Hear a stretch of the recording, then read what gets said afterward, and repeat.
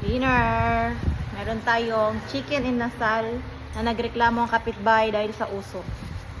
Meron tayong paksiw, yung tira kaninang tanghali. Ang tawag ito sa isda na to? Na may okra yan. Tsaka, blanch na dahon ng kalabasa. Yung tirang, talbos kanina. Amen. Siyempre, may ketchup. Minarinate ko. Nagreklamo ng kapitbahay ang usok daw ng likod. Doon daw ako sa harap mag-barbecue. Let's eat. Amen. Madali ang luto. Sumakto na, ma'am. Masarap pa rin talaga kapag ihaw. Sa uling. Tapos may mga itim. Masarap. Barbecue.